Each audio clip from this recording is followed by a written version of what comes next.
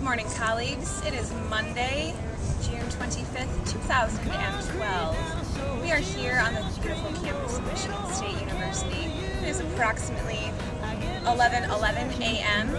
This is JAMS test number 1. When standing still, the ball dropped right at my feet. When walking, the ball lands at our feet. When running, the ball still lands at our feet.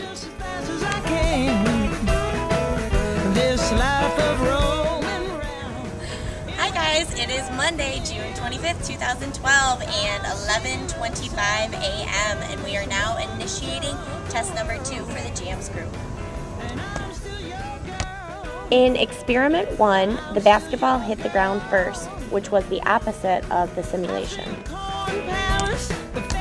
In experiment 2, again, the rolling basketball hit first. In experiment 3, we used a golf ball instead of the basketball, and our results were the same as the rolling ball hitting first.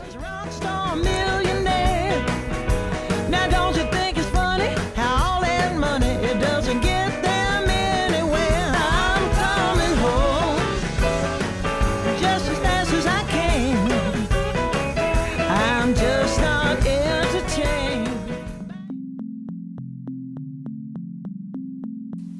A few years ago, a professor taught a climate change course reaching about 100 students per semester. One day he thought, if I could upload this course online, then not only would my 100 students have access to it, but others as well. So he did.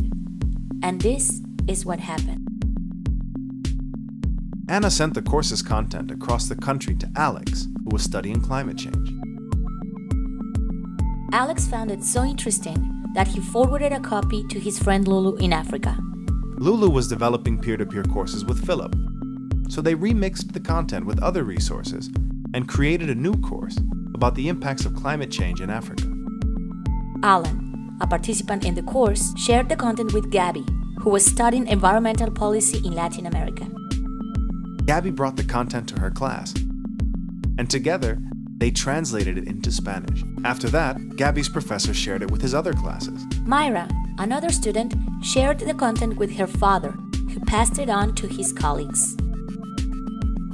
Gabby's professor also forwarded the content to David, a colleague in the UK who was researching climate change. He updated some of the data, adapted it to his study, and published an article in an open journal. Researchers from all over the world were able to read the article. David sent the updated content back to the original professor. By then, his course had reached so many more people than his 100 students. Years later, many schools had begun to follow the example and opened access to their content. Governments began promoting the use of open textbooks, and students began saving money on books. Other innovative universities began to open access to entire courses, making them available to participants from all around the world. These are open educational resources, teaching, learning, and research resources that can be reused, redistributed, remixed, and revised. Open educational resources are accessible to everyone: learners, teachers, researchers, parents, workers, citizens, to you. This is open education, knowledge as a public good. Everyone has the right to be educated, yet only a few have access to school.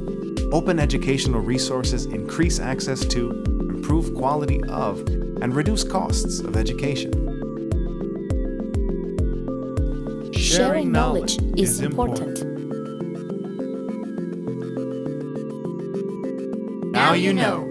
Open educational resources give everyone the opportunity to learn.